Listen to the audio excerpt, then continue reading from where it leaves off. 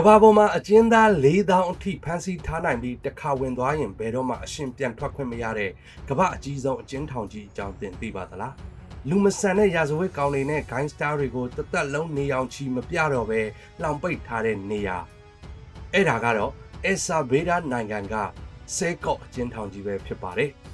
တချိန်ကအယ်ဆာဘေးဒါနိုင်ငံဟာ MS-13 လို့အနေနဲ့ကြီးတဲ့ဂိုင်းစတာတွေကြောင့်ကမ္ဘာပေါ်မှာလူသတ်မှုအများဆုံးနိုင်ငံတစ်ခုဖြစ်ခဲ့ပါတယ်။ဒါပေမဲ့2022ခုနှစ်မှာသမရနေရဘူကီလီကဒီဂိုင်းတွေကိုအမြင့်ပြတ်ချေမှုန်းဖို့စစ်စင်ရေးစတင်ခဲ့ပါတယ်။လပိုင်းအတွင်းမှာတင်လူပေါင်း9000ကျော်ကိုဖမ်းဆီးခဲ့ပါတယ်။အဲ့ဒီအထက်ကအဆိုးဝါးဆုံးရာဇဝတ်ကောင်တွေကိုဒီဆဲကော့အကျဉ်းထောင်ကြီးစီကိုပို့ဆောင်ခဲ့တာပါ။ဒီထောင်ကြီးရဲ့အခြေအနေကစိတ်ကူးနဲ့တောင်ပုံဖော်ကြည့်လို့မရအောင်ကြမ်းတမ်းပါတယ်။ကျင်းသား80ဟာအခန်းကျင်းလေးတစ်ခုထဲမှာညှက်ပိတ်နေထိုင်ရပြီးအားလုံးအတွက်အိမ်သာနှလုံးထဲတာရှိပါတယ်။အိယာ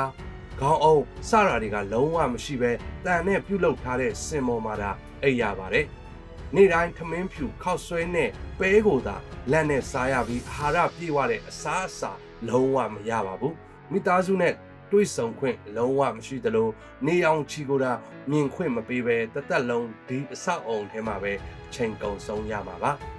လူပေါင်း90ထက်မကအသက်သွေးချွေးတွေကိုနှုတ်ယူခဲ့တဲ့စိုက်ကိုလိုရက်ဆက်တဲ့ဂိုင်းကောင်းဆောင်တွေဟာအခုတော့ဒီလောင်ကြိုင်ထဲမှာလွတ်လန်းမရှိပဲအကျဉ်းကျနေရပြီပဲဖြစ်ပါတယ်အပြစ်မှာတယောက်နဲ့တယောက်တက်ဖြတ်နေကြတဲ့ရန်တုဂိုင်းတွေဟာလည်းဒီထောင်ထဲမှာတော့ခေါင်းငုံပြီးအတူတူနေထိုင်ကြရပါတယ်ဒီလိုပြင်းထန်တဲ့နှိမ်နင်းမှုတွေကြောင့်အခုဆိုရင်အယ်ဆာဘေးဒါနိုင်ငံဟာကမ္ဘာအန္တရာယ်အကင်းဆုံးနိုင်ငံတွေထဲကတစ်ခုဖြစ်လာခဲ့ပါပြီ။ဒါပေမဲ့ဒီစစ်စင်ရေးကြီးကြားမှာအပြစ်မရှိပဲမှားယွင်းဖမ်းဆီးခံလိုက်ရတဲ့သူတွေရဲ့မိသားစုတွေအတွက်ကတော့သူတို့ချစ်ရသူတွေအသက်ရှင်နေသေးလားဆိုတာတော့မသိရပါဘူး။ရာဇဝတ်မှုတွေကိုအမြင့်ဖြတ်ဖို့အတွက်ဒီလိုပြင်းထန်တဲ့အရေးယူမှုမျိုးဟာတကယ်ဖြည့်ရှင်းချက်လို့သင်ထင်ပါသလား။ဒါမှမဟုတ်လူအခွင့်အရေးချိုးဖောက်မှုတစ်ခုလားသင်အမြင်ကို comment မှာဝင်ရောက်ဆွေးနွေးပေးခဲ့ပါဦးဒီဗီဒီယိုလေးကိုသဘောကျရင် like and share လုပ်ပေးဖို့မမေ့ပါနဲ့နော်နောက်ထပ်စိတ်ဝင်စားစရာအကြောင်းအရာတွေကိုကျွန်တော်တို့ရဲ့ channel ကို